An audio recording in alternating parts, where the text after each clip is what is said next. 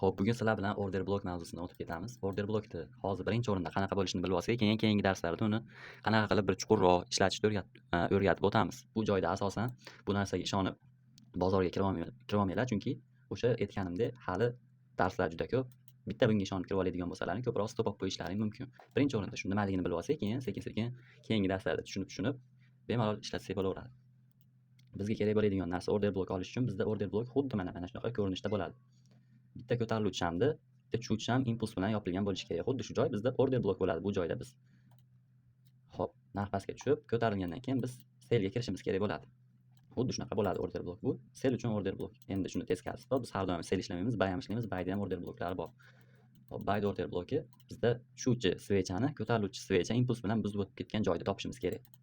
Bizda mana narx pastga tushganda ko'tariluvchi svecha impuls bilan buzib o'tib ketdi. Xuddi shu joyda biz order blok qilib olishimiz mumkin. Keyin bozor shu order blokka kelgandan keyin biz buyga enter qilsak bo'laveradi. Qisqachasi mana shu.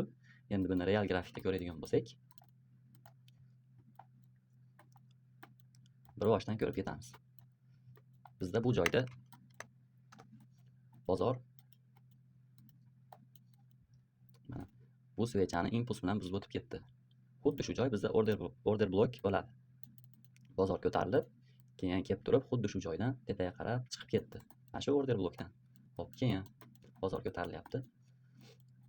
Narx mana ko'tarilib, tushib turib, bitta dona svecha mana. Ko'radigan bo'lsak, shu svechani ko'tariluvchi svecha impuls bilan buzib o'tib ketdi. Mana shu joyda biz order blok qilib olsak bo'ladi. Bozor keyin qaytib kelgandan keyin shu joydan buyga kirsak bo'laveradi. Bu joyda yana ketyapti bozor. Ko'tarilyapti, pastga tushib, keyingi svechalar impuls bilan buzib o'tib ketyapti. Xuddi shu joy ham bizda order blok bo'ladi. Shuni shunday uzun qilib zona qilib totib olsak, bozor shunga kirgandan keyin biz buyga kirsak bo'laveradi. Bu yerda ham xuddi shu narx pastga tushyapti. Oxirgi svechani impuls bilan buzib o'tib ketishdi. Xuddi shu joyda biz yana order blok qilib olsak bo'laveradi.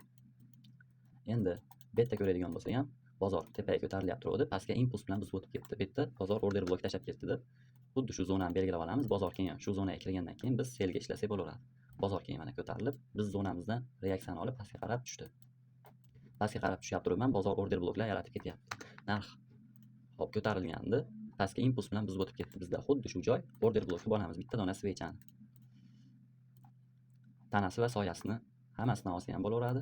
Tanasini o'zidan olsa ham bo'laveradi order blokda. Kim qanaqa ishlatsa, o'ziga mos shunaqa ko'rib, test qilib, testlar natijasida tanasidan ketyaptimi, soyasidan ketyaptimi, shuni bilib o'ziga moslab olsa bo'laveradi. Biz asosan mana shu soyasiga qo'shib olamiz.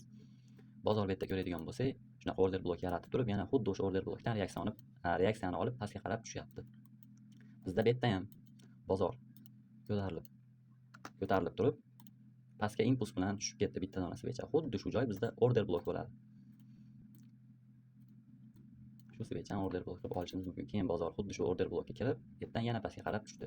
Betda ham tushishida bozor mana bitta ko'tariluvchi ham, tushuvchi ham impuls bilan buzib ketdimi? Xuddi shu joy ham mana order blok. Bozor yana shu order blok zonaga kirib turib, pastga qarab shunaqa tushib ketyapti. Betni ko'radigan bo'lsak ham bozor pastga tushib, bitta svecha ko'tarilib turib, impuls bilan keyingi svecha buzib o'tib ketdi. Xuddi shu joyda biz order blok qilib olganmiz, bozor shekka kelib reaksiyani olib, yana pastga qarab tushyapti. Bu yerda ham xuddi shu bozor bitta svecha ko'tarilgan, keyingi svecha impuls bilan pastga buzib o'tib ketgan. Bu yerda order blok qilib olgan bo'lsak, bozor keyin shu order blokka kirib, xuddi shu joydan pastga qarab tushib ketishini kuzatsak bo'laveradi. Endi order blokni qanaqa to'g'ri ishlatishni tushuntirib o'tadigan bo'lsam, bizda ko'tariluvchi trend bor. Shuchi trend bor keyin.